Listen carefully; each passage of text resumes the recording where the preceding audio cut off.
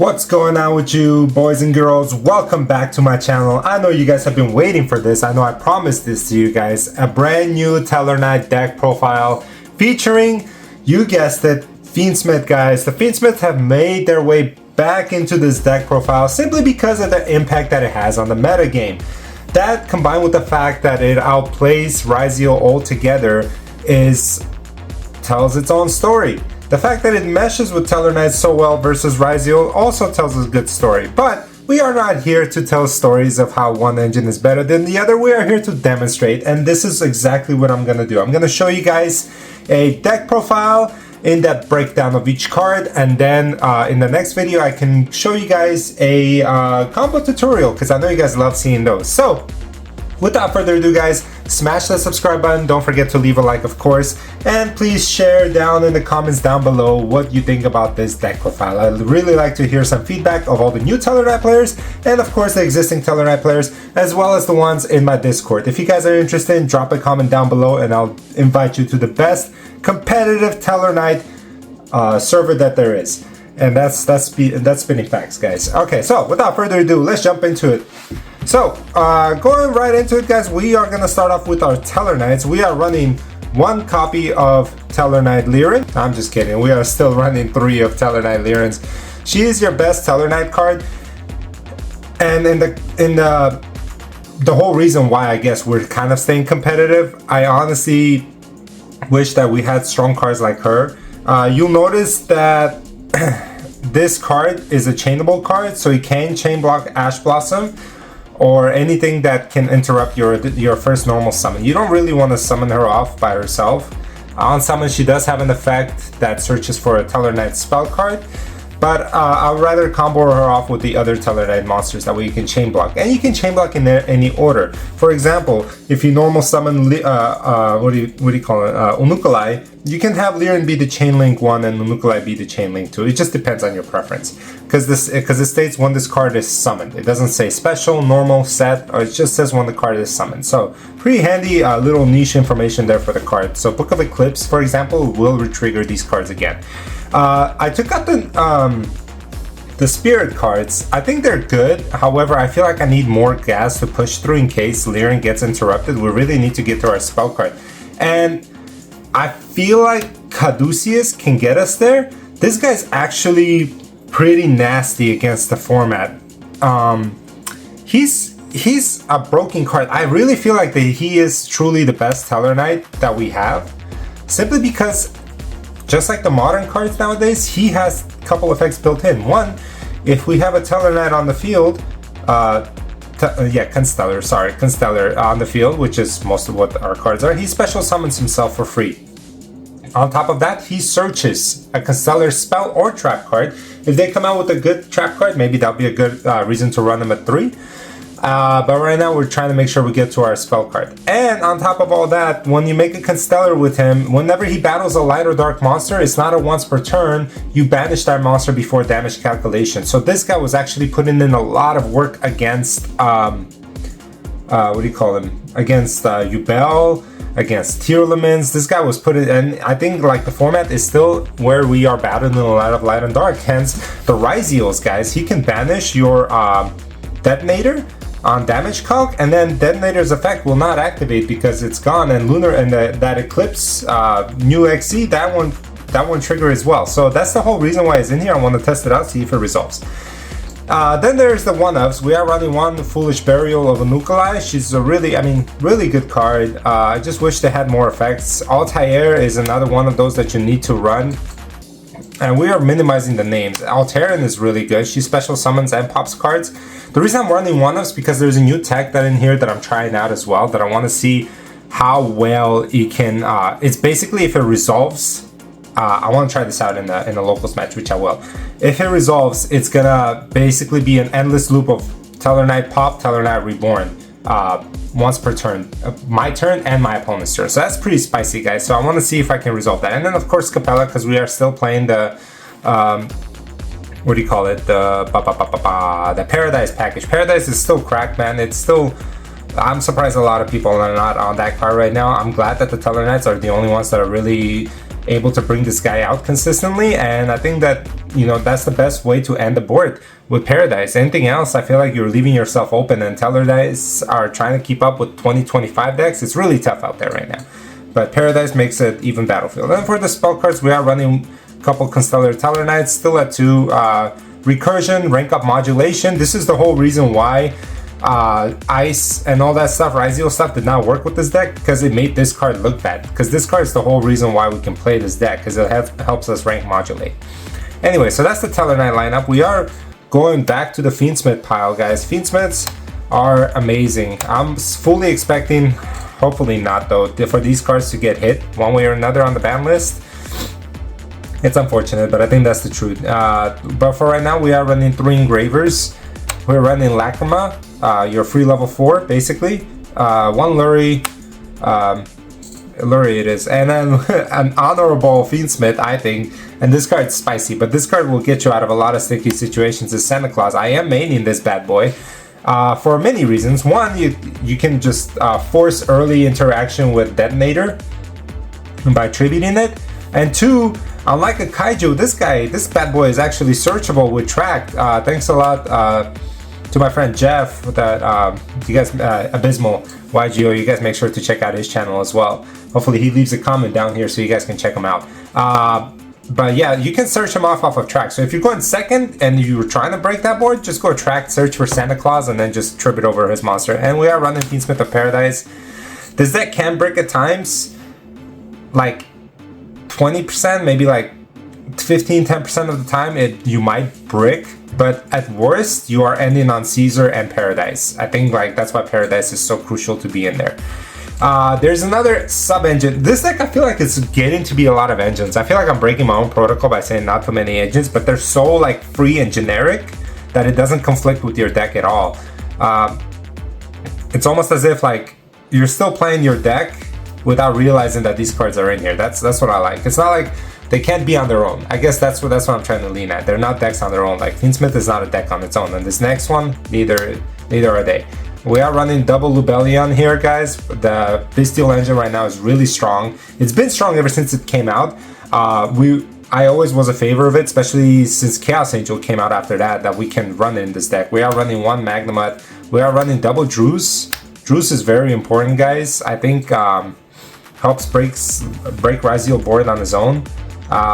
Eclipse kind of like throws a wrench in there, but it's still it's a good interaction, and I think the fact that we can make a free Chaos Angel with this, light and dark, it's pretty good. And we are running the Regained with it, of course, because we are banishing a lot, and our Constellar Caduceus banishes for a cost as well. So this is always going to be live. Not to mention interaction with my opponents when they actually banish your own cards.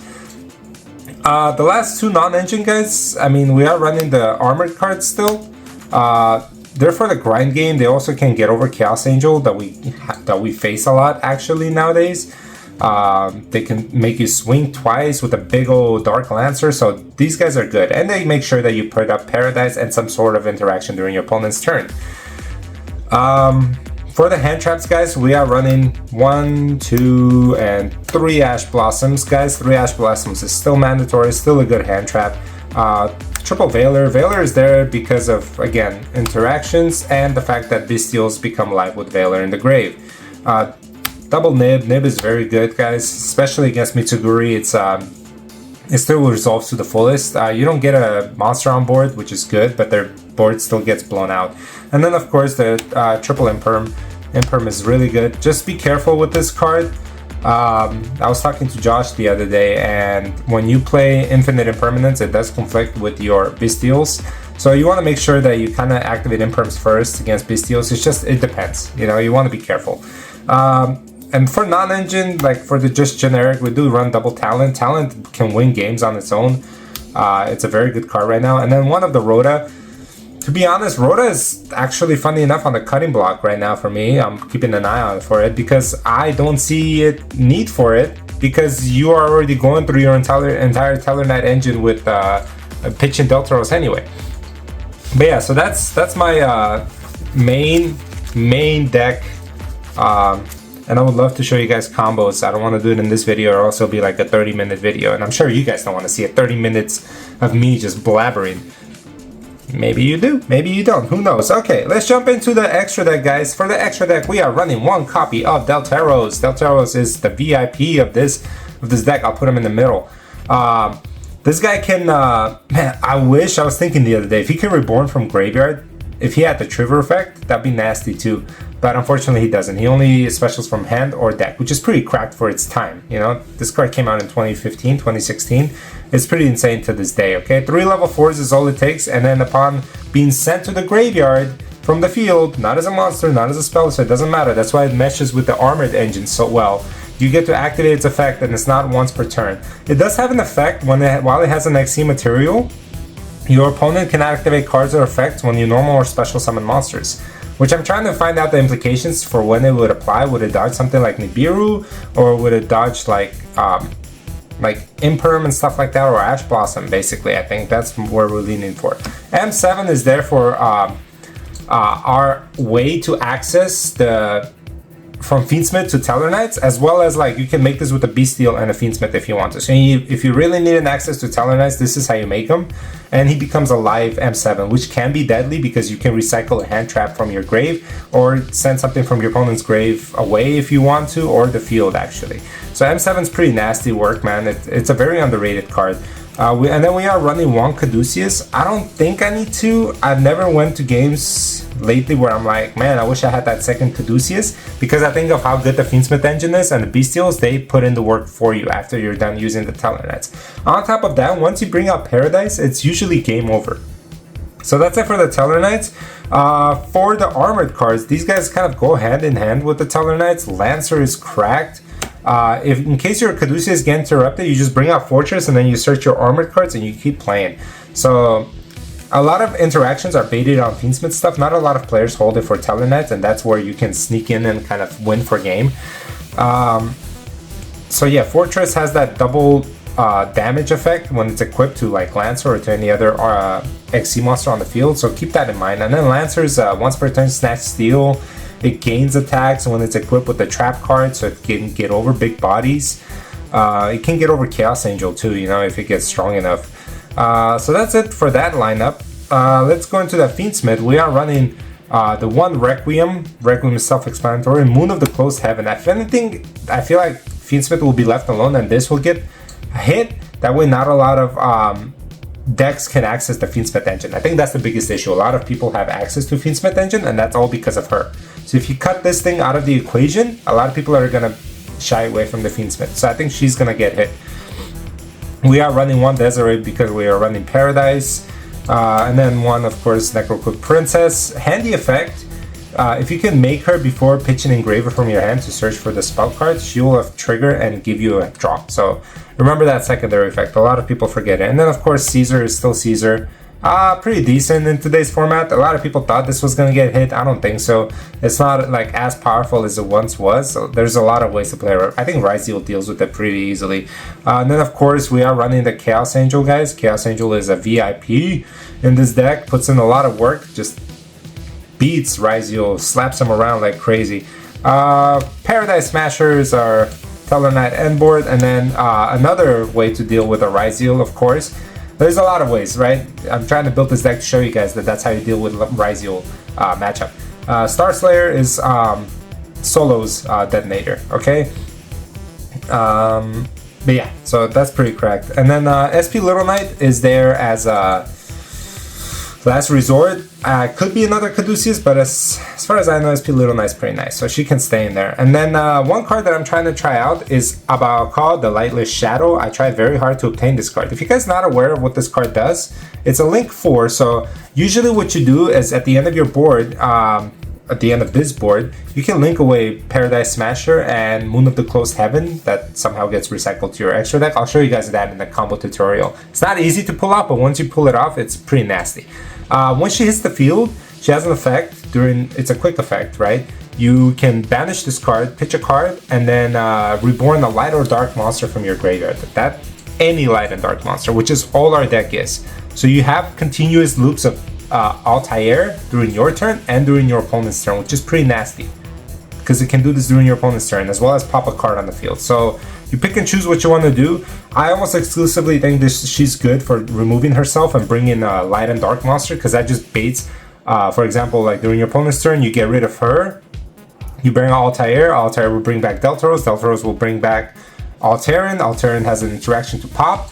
You XC them away, and then you do the same thing during your turn. During your standby phase, she draws cards based on a number of different types of monsters you control in your graveyard. At some point, I swear, I drew 7 cards.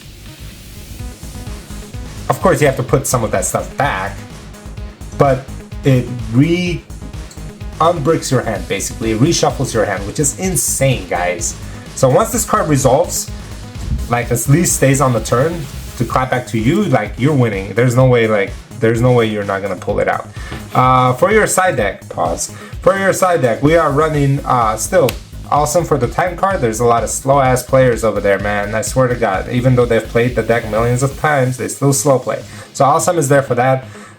You are running the triple Fuulus. Fuulus is good. It covers a lot of decks. It covers Ryzeal as well now because they XC summon and with Fiendsmith stuff, and it's still pretty good. Lancia is there for the Malice hate. Yeah, Malice is a deck, and it's gonna be once people figure out how to play it, it's gonna be like tier 0, close to it. We are running double talents, and put them here. We are running double talents. Sorry, double thrust. Thrust is a talent surge, going first or going second. You know, it depends for the and then for the targets for thrust, we are running Duster for backrow removal. We are running D-Barrier for, of course, for all the hate. Still a pretty nasty work. I think I need to make space. Instead of Call of the Hunted, I'm looking to put Evenly Matched in here. I think Evenly Matched is the side card of this format, guys. It's pretty nasty. It does a lot of things. So Call By might come out, and then Evenly Matched might go in its place. Ultimate Slayer is a lot better than a lot of these one-ups that try to get rid of Detonator, because now Detonator cannot respond to popping itself and sending it to the grave. So you basically put Detonator back into that extra deck and make Eclipse useless. And then of course the 3 Eclipse, not as good now as because of that other Eclipse card came out, but still pretty good against almost every deck out there. Going second against Malice is pretty good. If, you know, I mean, going first against Malice is pretty good. Going second against Malice is maybe not, but you judge it by then. Okay, guys, so that's it, and then there's the call by, and then that's it for the deck profile, guys. I would love to do more combo tutorial for this one. I've been playing this variant for quite a bit. Had a lot of success with it at locals. Might take it to the regionals if there is one coming up in LA or in my area soon. I think this is like the most free and consistent way to play Tellarknights, but you know, that's my opinion. Of course, there's other. And then after I do a deck combo of this, I want to show you guys a new deck that I'll be taking to locals. I'm really excited to showcase a deck profile of that one to you guys. I'm actually gonna get the rest of the cards today from Core TCG. But yeah, don't forget to smash that subscribe button and leave a thumbs up and a like on this, and then I'll see you guys in the next video. For now, so Tellarknight is out.